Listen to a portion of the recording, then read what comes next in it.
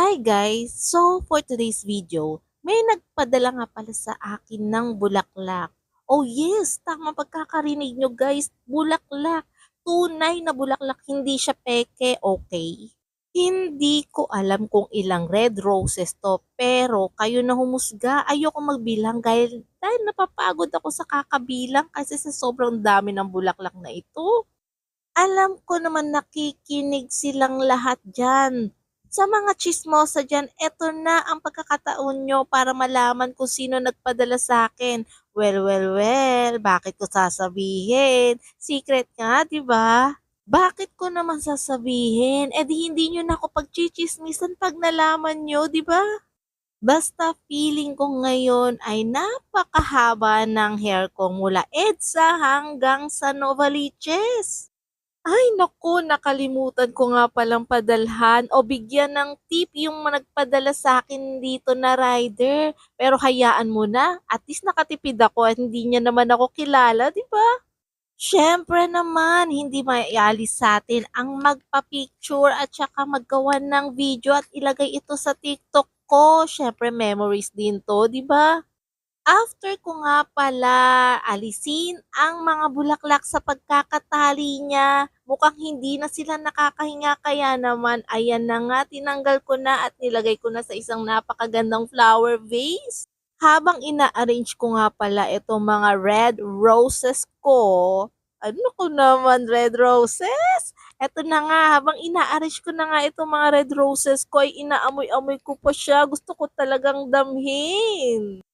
Sabi nga nila ay very mindful. Dapat talaga ingatan at alagaan ang red roses. Ika nga ay very demure. Naiisip kong ilagay ito banda sa may kusina para habang may ginagawa ako ay nakikita ko ang kanyang mga bulaklak.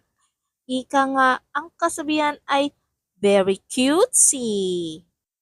Malapit na rin naman talaga akong matapos dito kaya lang sa sobrang dami ng red roses na 'to, ay ayoko namang sarilihin ito kaya nagbigay ako sa aking hipag at sa aking kapatid para naman kahit papaano ay ang kanilang mga bahay ay mag-amoy red roses. Humingi rin naman talaga 'to si Savannah ay humirit pa talaga, humingi ng red roses sa akin dahil ibibigay niya daw ito sa kanyang teacher. Kaya naman ang masasabi ko talaga ay very selfless. I wanna lay you down in a bed of roses. My gosh, bigla tuloy ako napakanta habang ina-arrange ko tong mga red roses ko.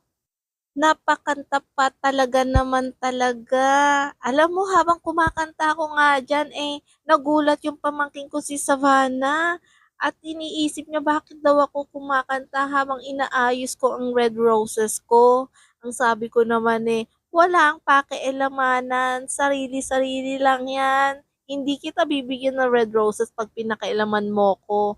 Yun na nga, nag-stop na si Savannah sa pang-aasa sa akin dahil hindi ko nga siya bibigyan ng red roses kapag inasal niya na naman ako.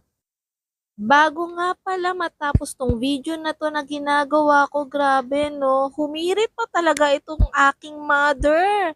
Ibibigyan niya daw kasi ang kanyang best friend. Kaya naman humingi siya sa akin ng ilang pirasong red roses. So ayan na nga, masyado nang mahaba itong video na to. Kaya guys, thank you for watching. Bye-bye!